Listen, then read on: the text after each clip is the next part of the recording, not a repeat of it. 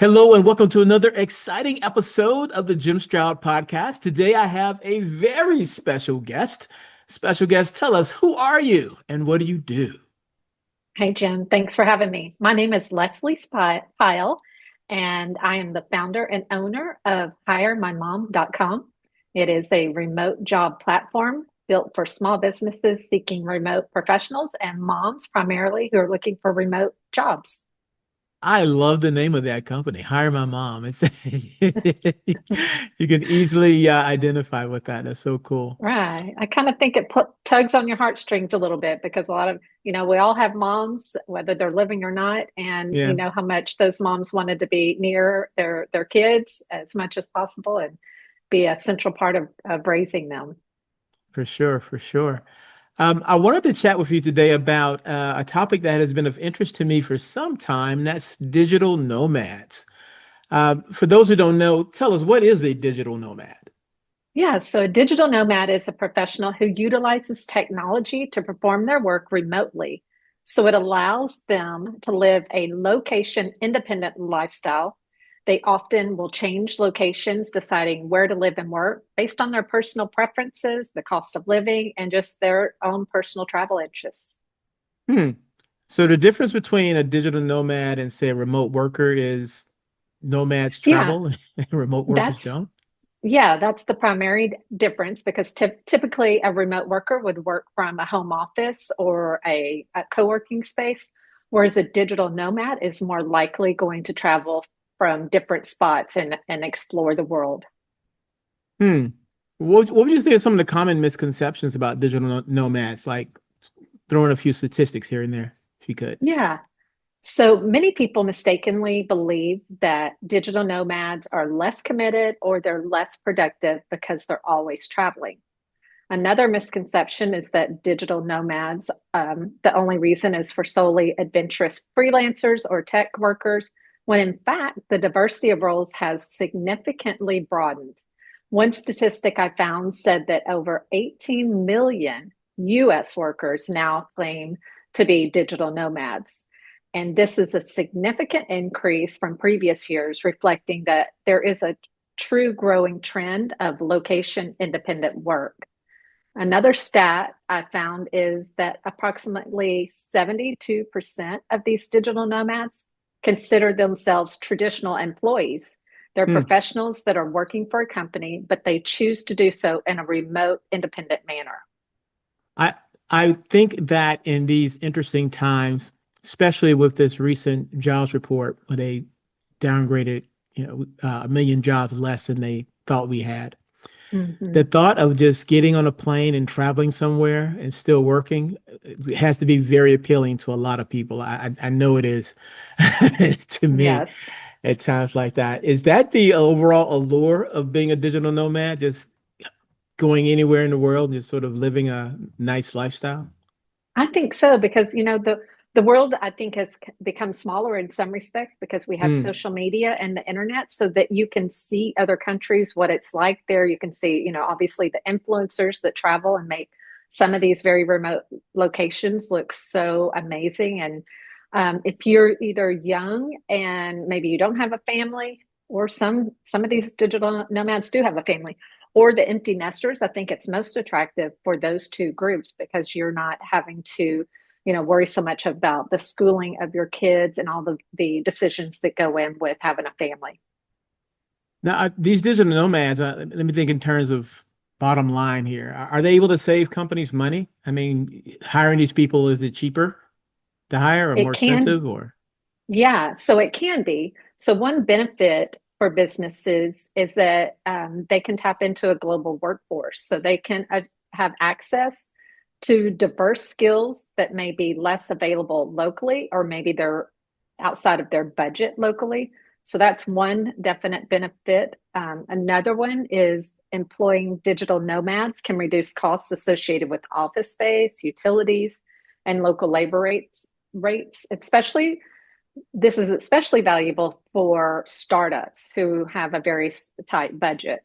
Hmm. And then another economic pro, if you will, is the flexibility in hiring specialized skills for short term projects. So you can engage digital nomads for specific projects, bringing in specialized expertise on a temporary basis without long-term commitments. The But playing then, devil's that, yeah, yeah. yeah, for sure. Playing devil's advocate a bit, as you were saying that, I was thinking about these digital nomads are all over the world. When there be issues with time zones, like if somebody's in Brazil or India Mhm. and I'm here in Atlanta, and there may be like a 12-hour difference, uh, Yes. I guess it would be harder on the nomad because they have to adjust to me, or are the Mhm. other complications in hiring nomads Yes. beyond that? Most definitely. One of the bigger complications, like you mentioned, is that time zone difference. So Mm, collaborating can be challenging. It can also impact workflows that need immediate feedback or decision making. Another complication that a lot of people don't think about is tax and legal compliance. So yes. depending on where you're at, there could be international laws and regulations that taxation rules that you really have to research and understand both as the employer and as the nomad. You need to know those things in advance. You also need to be aware of the reliability of electricity and internet in some of these countries. I know with HireMyMom, we've had employers come to us and say, HireMyMom is North America candidates. We're not a worldwide platform. And some of the employers that have come to us for that reason, that they had hired someone in some of these more remote countries, maybe Philippines and things, and if they lose electricity or internet, it can be weeks or months before it's Oh, restored. So, a week you might be able to live with, but months, obviously, that puts a real strain on your business. So that's another thing to be aware of and to research if you're looking into being a digital nomad, to know what the reliability is of the infrastructure in those countries.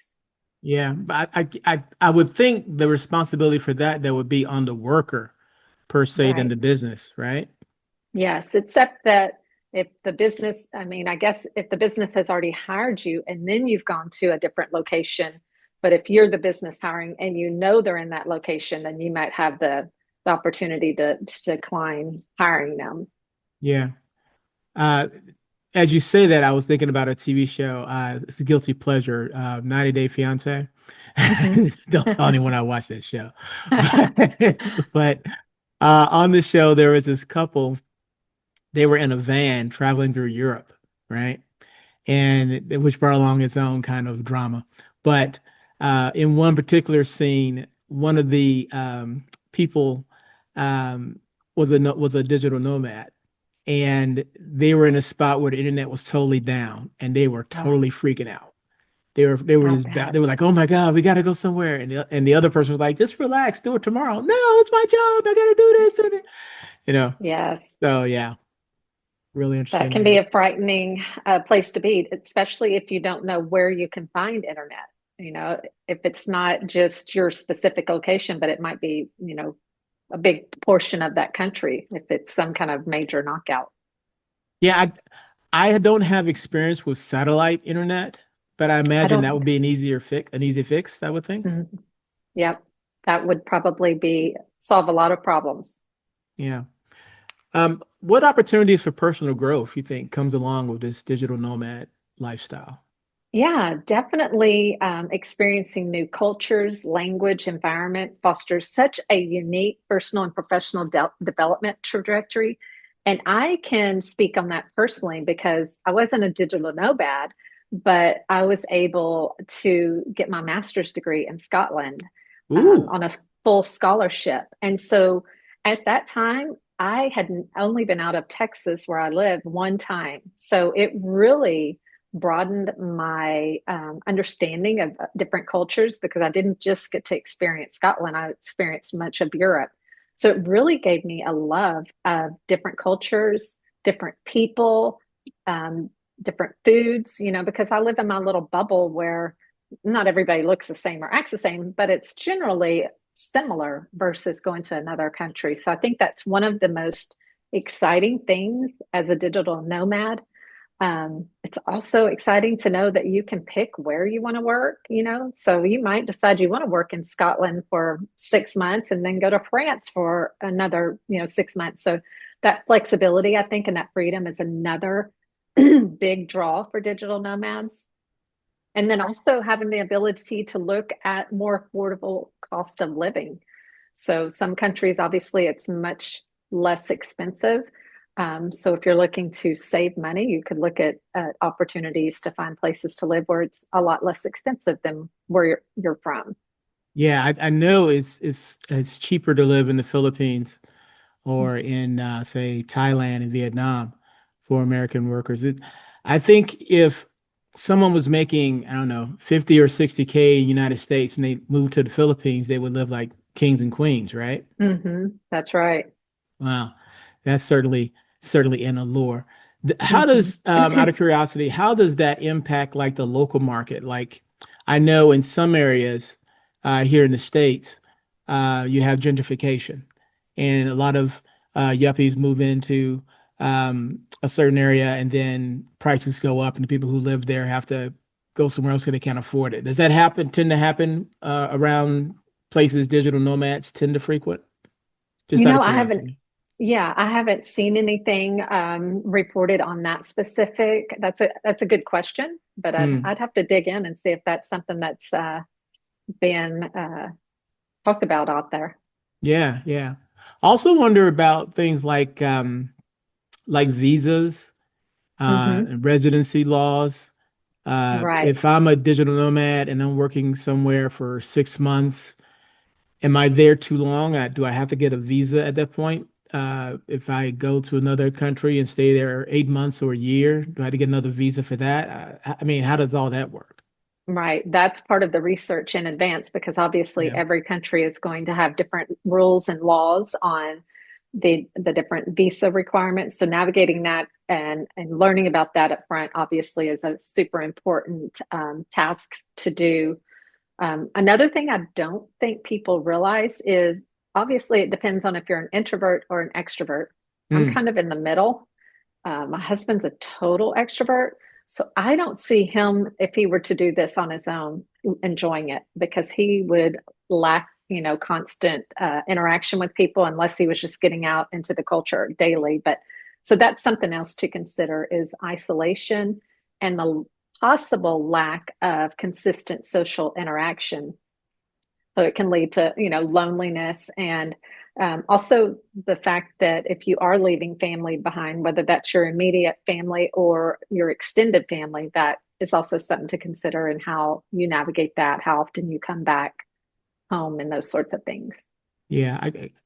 I guess it's sort of a romantic thing to think you can travel the world with your significant other and you're hmm working online. I imagine that's kind of cool as long as your internet stays connected. Yes. I imagine you also have to be really organized. I mean, you're dealing with your own personal benefits, hmm healthcare expenses, retirement funds, things like that. Yes. How do you manage all that as a digital nomad? So I think, some of these remote jobs may come with benefits because they're actually working for a company that has benefits, but then Mm, other times you're a contractor, so you may not have your own health insurance or retirement savings. Or if you're, you own your business and you're traveling, again, you're having to navigate the whole insurance and retirement. And I do that myself with owning a business, even though I'm not a digital nomad figuring out, the healthcare situation and having retirement savings. It's like you have to be in charge of that and look out for yourself and your family and research, find the best options, to take care of yourself that you can afford because all of those yeah. benefits are not cheap. Another thing I don't think people realize is or think about initially is are you going to sell a house if you own a house? And what if you are, Ooh, what are you going to do with your yeah, belongings? yeah. Some people say that they'll sell everything and go travel the world. Other people say, no, I'm going to store it, but storing it comes with a big expense because you've got to pay it for a storage facility. And then you got to sort of think about, am I coming back to that location? Okay, I guess you got to, even digital nomads got to have some sort of home base, right? Yeah, you would think so. And I think I have a daughter who's in her 20s, and she likes to travel, and she would go somewhere for 2 days and take what I think is a month's worth of clothes with her, one Yeah. big bag for shoes and whatnot. I I don't I imagine that digital nomads have to have a very minimalist lifestyle. Store as much as you can in the cloud for your work and everything.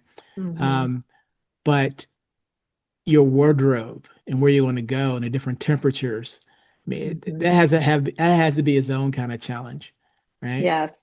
I think for me, if I were going to do it, I would become much more simplified with my wardrobe because if you're going to take advantage of living abroad, you're going to want to travel within that country most likely, and you're not going to want to lug around a bunch of bags.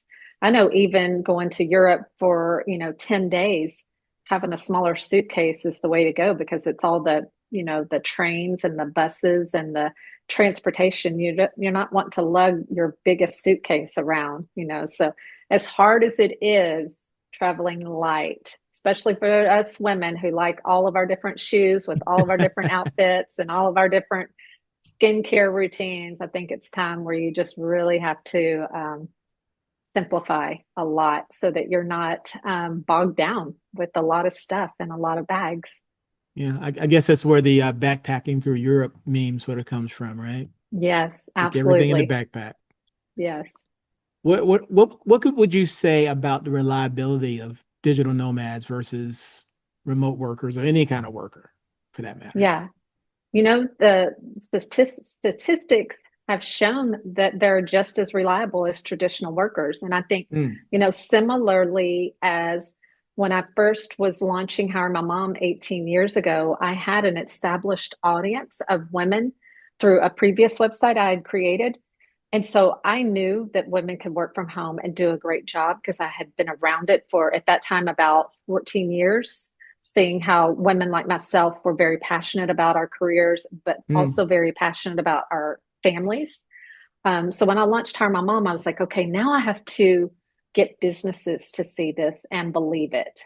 And so for me, what I did is I made it free for businesses to post a job when I launched in 2007 because I wanted to prove this concept was real and viable and give a business a reason to at least try it. And so, fortunately, I've proved my concept, was solid, and it's been great to hear how many business owners have said, some of my best remote workers are moms that I've hired through your site. They're dependable, they're reliable, they're hard workers, they're great at multiple tasks and multiple kind of backgrounds and things like that. So I think the digital nomad is somewhat similar, and they're very passionate about traveling, perhaps, but Mm. they're also very gifted in whatever it is they're doing. So I kind of view it in a similar lens. I'm wondering about recruiting. So, if I wanted to recruit digital nomads, how would I go about it? Or I'm kind of thinking, do I even advertise that I'm looking for a digital nomad? If I just say that the job is remote and Mhm. somebody applies and they happen to be a digital nomad, I mean, is that really my business as long as they show up and do the work? I mean, how do you feel about Right. that? Yeah, I think, on our website specifically, every job that is posted is remote, or 1% or 2% might be hybrid, but primarily remote. And typically, they don't mind where you're located as long as you're available during certain times of the day. And not every business needs you to be available during the day, but if there's any kind of collaboration or interactions, they want you available at that time. So it doesn't necessarily matter where you live. And I know I've worked with someone who was maybe 12 hours different time zone one time, and he just altered his schedule pretty much to be on the same timetable as the people he was working for. So I guess that meant he was, sleeping during the day and working at night or something similar to that. So that's a little bit, sacrificial, if you will. But, if that's really what you want to do, there's a lot to take into consideration, though. When you're hiring anyone, whether it's remote or on site, I think you do your due diligence. And so for Mm, hiring remote workers, you would obviously, I think, want to do video interviews so that you can get Sure. to know the person better that way. Do the assessments like you would for many jobs.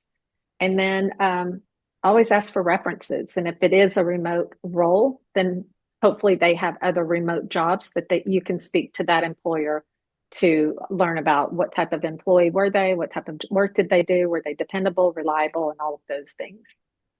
I know every situation is different, every company is different, that kind of thing, but is it as a general rule, if the company is based in California and I live in Bangladesh, can I expect the can I expect the salary of a California American living in California, even though I'm in Bangladesh, because that would really set me up. That would set you up.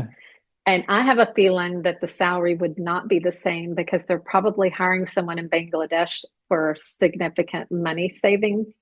Ah, And just recently, I learned that a U.S. company hiring U.S. employees gave different salaries depending on where that person lives. So if they lived in California, they got a higher salary than if they lived in Texas, which I thought was interesting because yeah, those where you live is a choice. So I thought it was interesting that that company was offering a higher salary if you were living in a different state. yeah, yeah, yeah. How do you keep a digital nomad engaged in the culture of the company?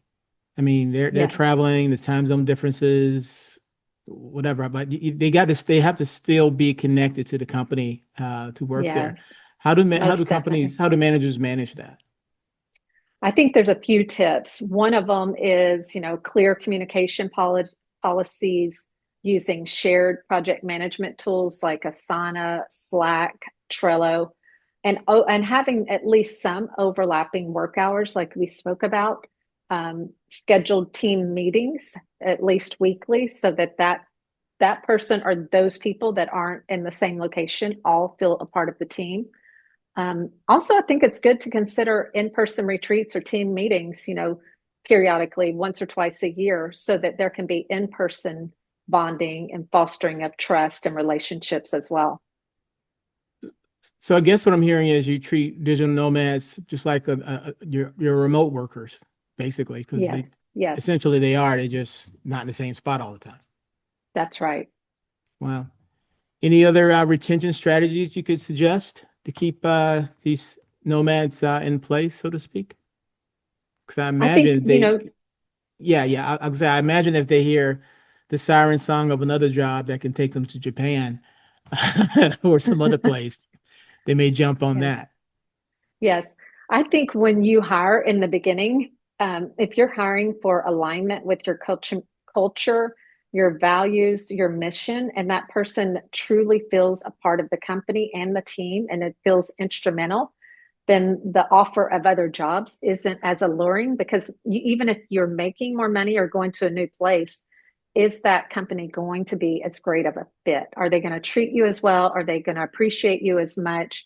So I think if you're showing those employees or contractors your very best and you're treating them well and showing appreciation and all those things, for me, I think those other job offers aren't as attractive. Hmm. Makes sense. Obviously, the pay needs to be competitive. Sure, sure, sure. Plus, it's a situation of you've been somewhere long enough, you know where all the bodies are buried, so to speak, so you know what you can do and not do. Yes, That kind of thing.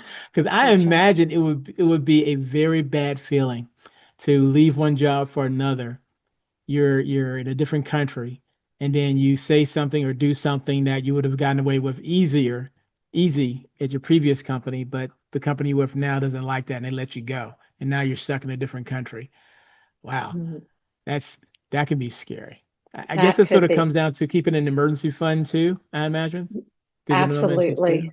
Yeah, Yes. And that's just wise around the across the board because you never know what's around the corner, whether you're an employee, a contractor, a business owner, you know, facing different economic times and different things going on in our world. And so having that extra savings is always wise.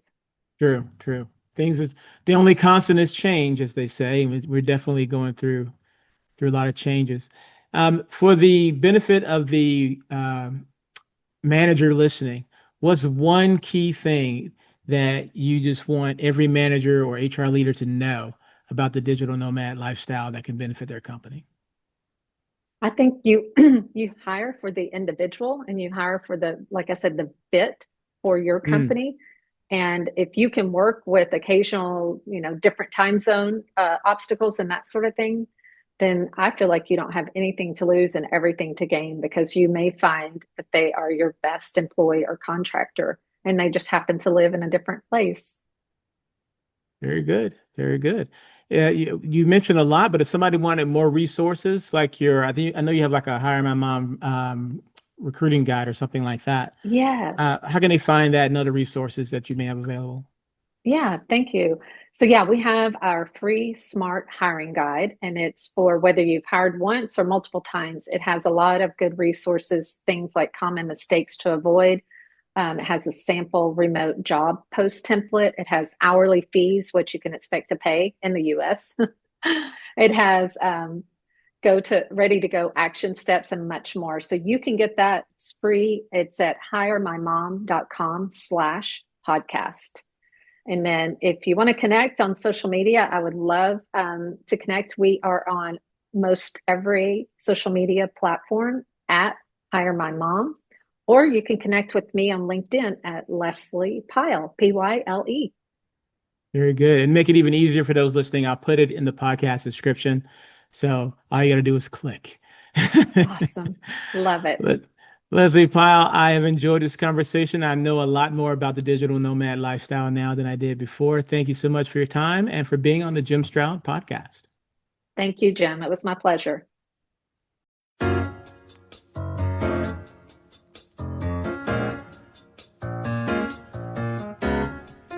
Well, my time is up. I thank you for yours. I'll see you again real soon right here with a brand new episode of the Jim Stroud podcast. If you have any questions, comments, or concerns, feel free to reach out to me. I can be reached by email at jimstroud@jimstroud.com. And one last favor, if I may ask, please rate this podcast. 5 stars is preferred, but please comment with your honest opinion. I really appreciate that. All right? Okay, until next time, bye-bye.